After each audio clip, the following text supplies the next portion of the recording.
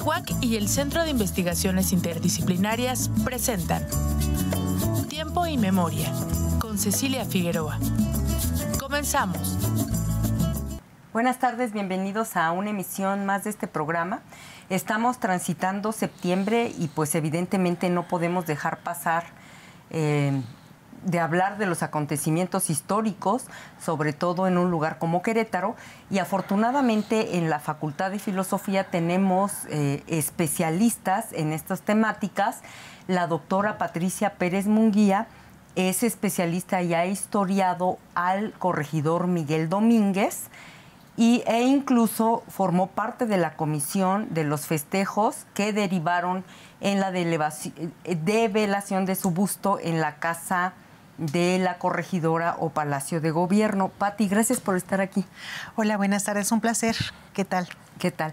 Platícanos, tú has historiado a Miguel Domínguez y te decía que, bueno, la que destaca paradójicamente es la señora Josefa Ortiz de Domínguez, incluso en una especie de usurpación de funciones de la historia, a ella le llaman la corregidora.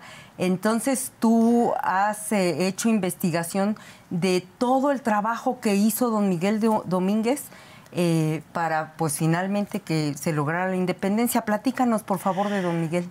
Sí, a don Miguel Domínguez lo tenemos como no bien ubicado en sus funciones, ¿no? Primero respondo a lo que comentas de doña Josefa. Pues doña Josefa no es una corregidora. Todos entendemos, ya se ha mencionado varias veces, que el cargo público, el cargo real que tenía Miguel Domínguez, pues era un cargo de corregidora. Además tenía una temporalidad, duraban 3 años, ¿no? Y el cargo, bueno, 3 años con posibilidad de renovación. Ella no podía tener un cargo público, ella era la esposa del corregidor, ¿no? Y por otro lado también, pues sí, la figura de Miguel Domínguez a mí me ha llamado mucho la atención. En algún momento me encontré con unos escritos que había publicado David Brading en un boletín del Archivo General de la Nación de los años 70.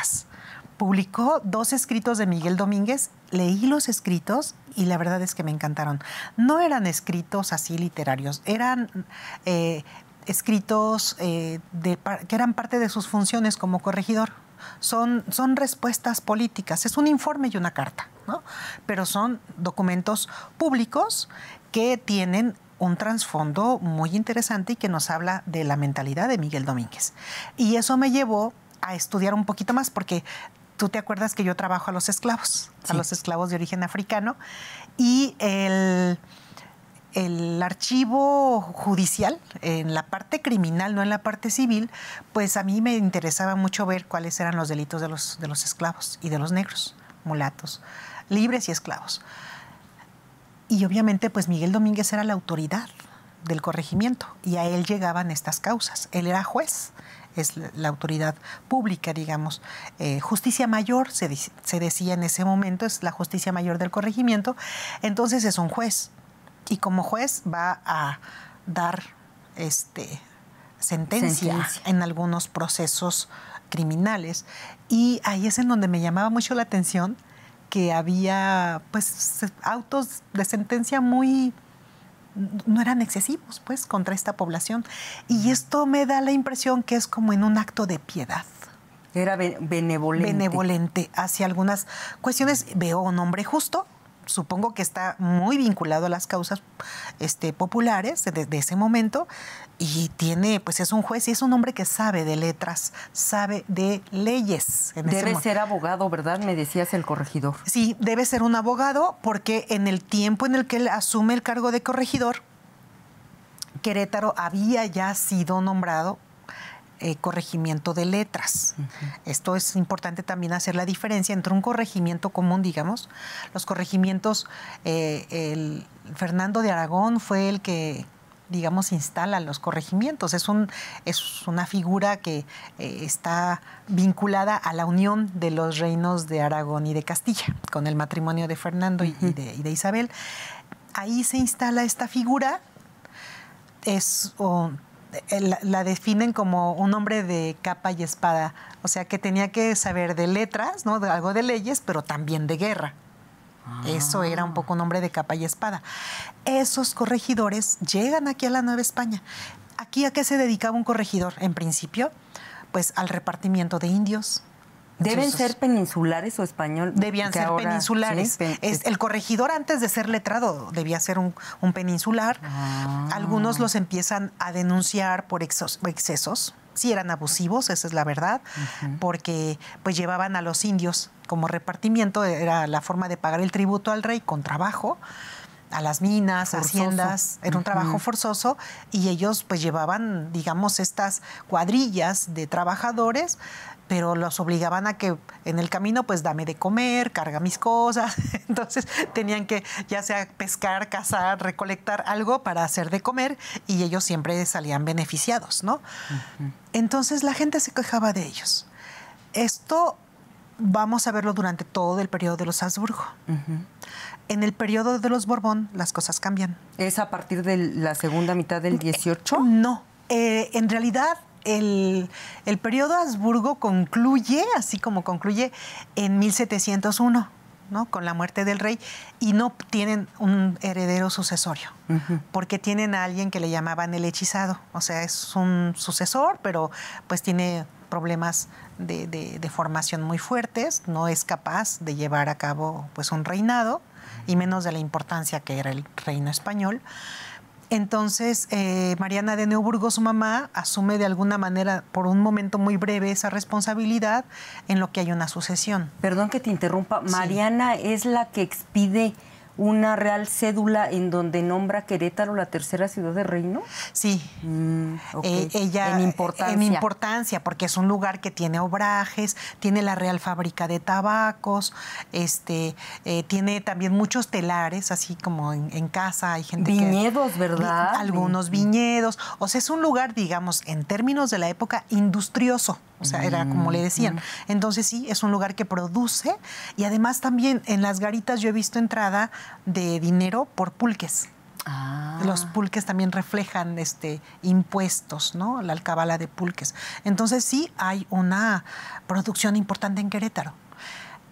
Esto se junta con el hecho de que Querétaro se nombra, pues, no solo tercera ciudad, cuando se asume los Borbón el reinado después de una guerra de sucesión. Entra primero Felipe V, luego su hijo, y luego el otro hijo, que es Carlos III. Ese es el que me interesa, porque Carlos III es el que va a llevar a cabo las reformas borbónicas. Empiezan con su papá, pero en realidad para la Nueva España empiezan con Carlos III. Y una de estas reformas es la que instaura la figura de los intendentes. Exacto. Y platícanos por qué en Querétaro hay una excepción, porque me decías que en toda Nueva España solo hay un corregimiento de letras, que es Querétaro, y el corregidor de letras va a ser don Miguel Domínguez. Exacto. ¿Cómo es que se da este estado de excepción para Querétaro? Porque los otros corregimientos se extinguen con la Real Ordenanza de Intendentes. Es un cambio, digamos, de autoridad pública para el gobierno, y también es un cambio como de los perímetros, ¿no? Jurisdiccionales también se cambian, y en ese momento hay dos planes de intendencias. En el primero, Querétaro sí quedaba como intendencia. En el segundo ya no. No cumple con los requisitos. No cumple con la extensión. Hay mucha gente, pero hay poca extensión de tierra. Entonces, la terminan anexando a la Intendencia de México. Esto va a ocasionar que las autoridades locales pues reclamen, ¿no? el desplazamiento que se va a hacer de sus funciones, y como en compensación por todo lo que Querétaro producía, le van a nombrar corregimiento letrado. Esto implica que la autoridad tiene que ser un abogado. O sea, ya no es un hombre de capa y espada, ¿no? Ahora es un hombre de capa. Es un abogado que debe de conocer de leyes, y las funciones van a crecer mucho porque va a llevar administración, mucha administración pública. Tú ves las funciones de esos hombres y pareciera que son lo que ahora es Poder Judicial, Legislativo y Ejecutivo, pero juntos, ¿verdad? Sí, de hecho en ese momento eran las 4 causas, ¿no? Justicia, guerra, hacienda. Ay, se me fue la otra vez. Justicia, guerra, guerra. Es gobierno, justicia, guerra y hacienda. Entonces, son todas las causas, las está viendo la autoridad, decimos la máxima autoridad del lugar, ¿no? Que es la justicia mayor. Y todo ello llega al escritorio del corregidor.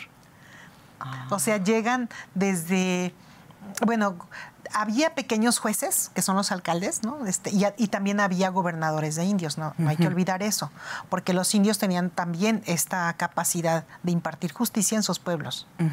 Entonces, tenían otro gobierno aparte. Era un gobierno pues local, y Querétaro estaba rodeado de pueblos de indios, ¿no? A lo que ahora son barrios, el San Francisquito, Paté, San Roque, Santísima Trinidad, eran pueblos de indios y muchos tenían gobernadores.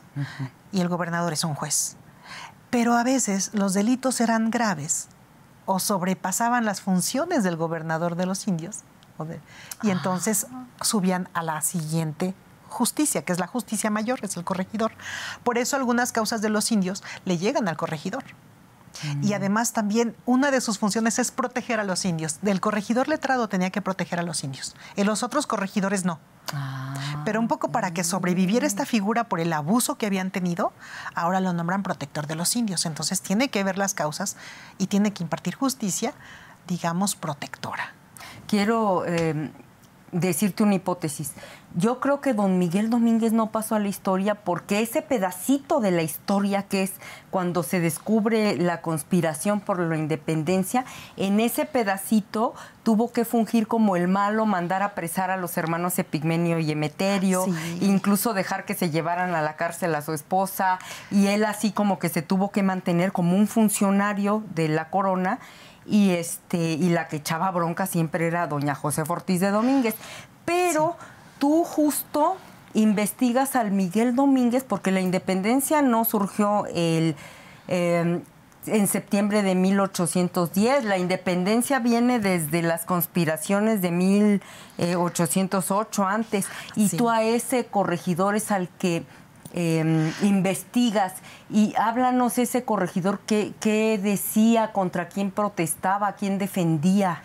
Ese corregidor, primero yo lo veo en 1804, escribe uno de estos dos documentos que mencioné hace un momento. En 1804 escribe una respuesta, un memorial a la cédula de consolidación de vales reales. Esa cédula es como el abuelito del Fobaproa. Híjole. Porque era un préstamo forzoso que el rey pedía, el rey Carlos IV, pide un préstamo forzoso al imperio. Este préstamo un poco es un trato no de virreinato, sino de colonia, ¿no? Tienes que darme todo el efectivo, todo el oro, venga para acá.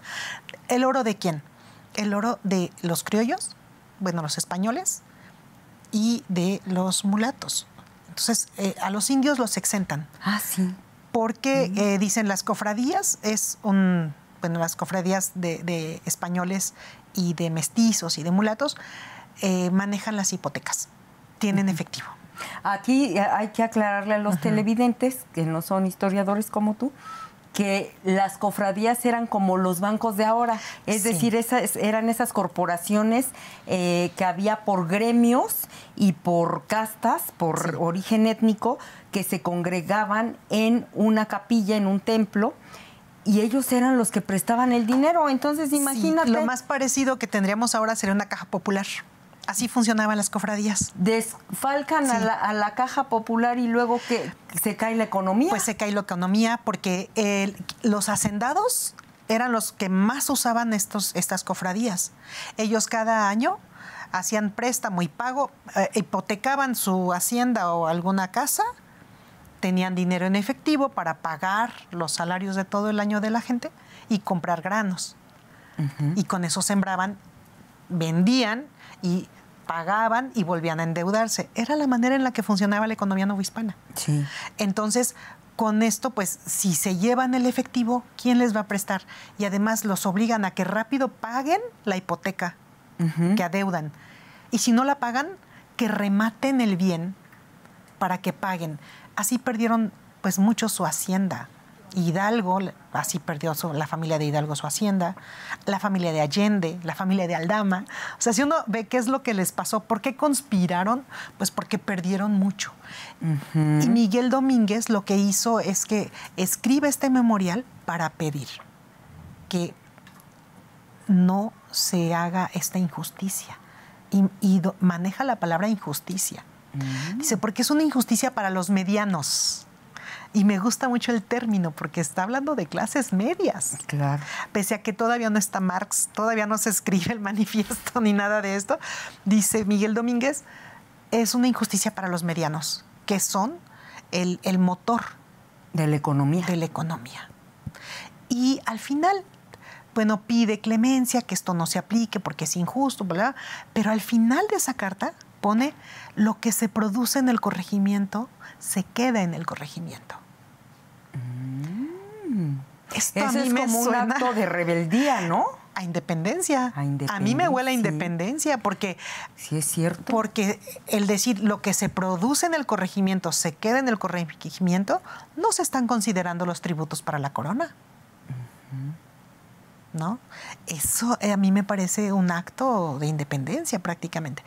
Él firma esta carta con el solo, pero el Tribunal de Minería le ayudó a escribirla. Esto va a hacer que el virrey Iturrigaray, pues, le retire el cargo de corregidor por prácticamente infidente, ¿no? Pero la infidencia era un delito que se pagaba con la vida. Entonces, él lo que hace es escribir al rey y decir que no, que a él lo puso su majestad en este cargo y solo su majestad lo puede retirar. El virrey no tiene por qué retirarlo. Y era una de las cosas que venía en el documento del corregimiento letrado, que era el rey quien ponía al corregidor y quien lo retiraba. Entonces, pues tiene estos conocimientos de leyes, hace uso de la ley para defender su cargo y se lo regresan.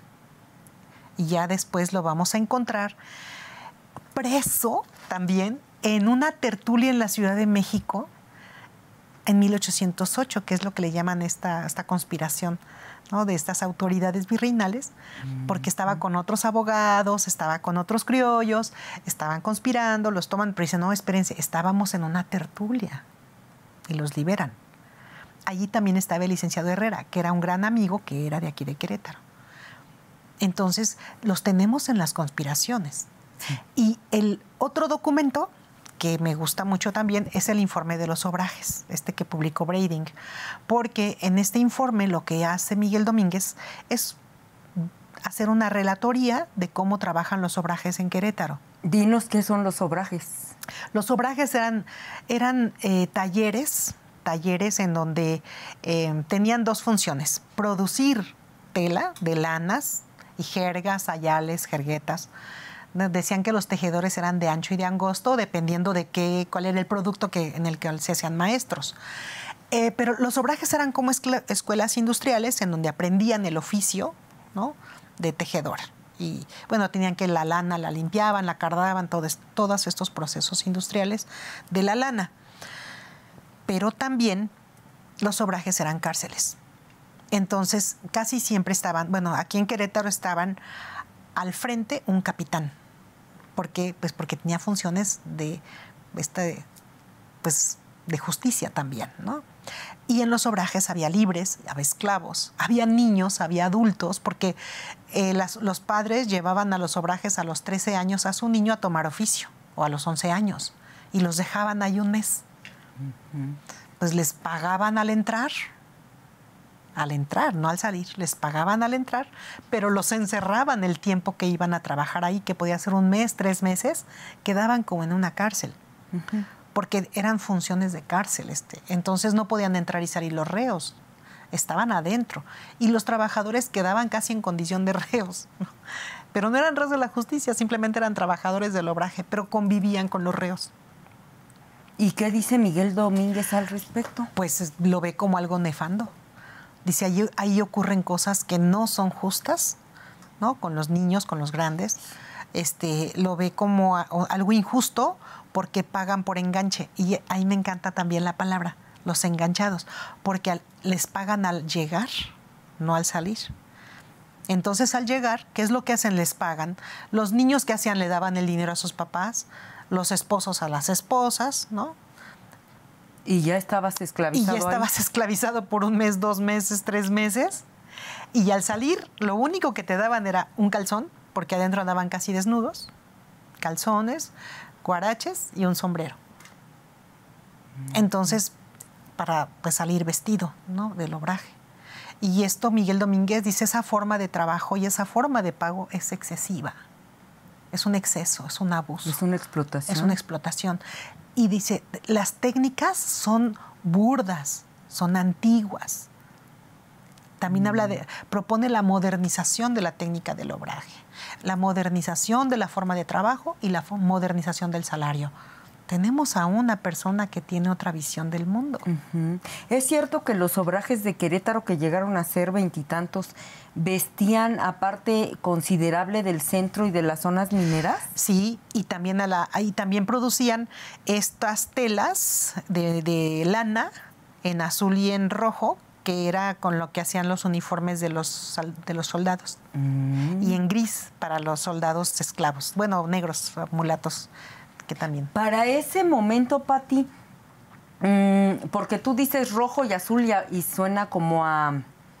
Ay, está hablando de dos colores, pero hay que recordar que en aquel momento tener ropa de color era un lujazo, porque todo era gris, ¿no? Dicen, gris y me café. acuerdo Sí. de Santiago Carbonell, cuando de un diplomado, dice, no, es que era un mundo gris, todo el mundo vestido de gris, porque traer un trapito color magenta era un lujazo. Pues tenían que pagar el añil, que era caro, era un producto estancado, o la grana, que era el rojo. La grana cochinilla. Sí, entonces tener rojo y azul eran caros. Y se pintaban, estas telas pues las pintaban, ¿no? Y esas también las producían aquí. Bueno, aquí y en otros lugares, ¿no? Hay otros lugares, centros importantes de obrajes como Tlaxcala, y hay otros centros importantes, Puebla, ¿no? Tienen Valladolid, también tiene algunos obrajes. Sí, son ciudades que tenían obrajes y obviamente tienen esta producción de telas. Oye, ¿y cómo finalmente qué pasó con don Miguel Domínguez? Porque de la llamada corregidora sabemos que estuvo 8,000 veces en la cárcel, porque cada que salía de la cárcel le gritaba a los peninsulares, pero don Miguel enviuda y se sabe cómo vive los últimos años o días de su vida. Fíjate que yo una vez encontré una carta en donde pide dinero, o sea, pide pero ya después de que es presidente de la primera Junta Nacional Gubernativa. Ya en la independencia, después de 1821. Ese es otro punto importante de Miguel Domínguez, porque cuando se consuma la independencia, se forma una república. Pero hay una junta que se establece para ver cómo se va a formar esa república. Y esta junta va a llevar el gobierno por un año. En esta junta, el presidente de esa junta es Miguel Domínguez. Sí, formalmente hubiera sido como el primer presidente, ¿no? Todos tenemos en la mente a otro primer presidente, pero él fue el presidente de esta junta. ¿Cómo le van a dar a alguien que estaba en favor de los españoles la presidencia de esa Junta Nacional Gubernativa? Es un caso importantísimo. Ahí yo incluso he llegado a sospechar que Miguel Domínguez estaba como jugando con dos bandos, o sea, como este doble espionaje, no sé, pero es clarísimo que era un novohispano y era un novohispano patriota, o sea, eso es lo que yo he visto en él, porque es un hombre justo, ¿no? Que además denuncia injusticias, no solamente, porque puede haber alguien justo, ¿no?, que lleva la justicia solamente a las causas que le llegan a su escritorio. En este caso es alguien justo que ve por los demás más allá de su escritorio. Y eso lo vemos con esta carta para ver lo de la consolidación de vales reales. O sea, está hablando de toda la gente que va a salir afectada. Nos queda un minuto y ahorita me acordé de los humanismo. Años. Era un humanista. Platícanos, porque tú eres la presidenta de la Comisión de los 400 años. En este minuto que nos queda, háblanos de los 400 años, por favor. Bueno, no tanto presidenta, ¿verdad? Más bien estoy coordinando. Estoy como responsable de la Comisión de los Festejos de los 400 años. A esto, en la Facultad de Filosofía, tenemos 400 años conmemorando los estudios humanistas en Querétaro.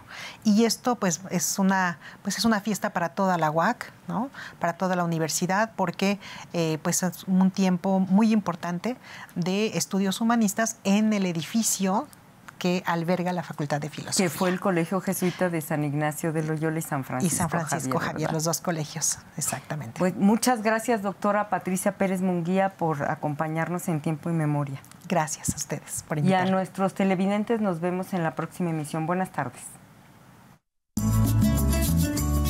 TV UAC y el Centro de Investigaciones Interdisciplinarias presentaron Tiempo y Memoria con Cecilia Figueroa.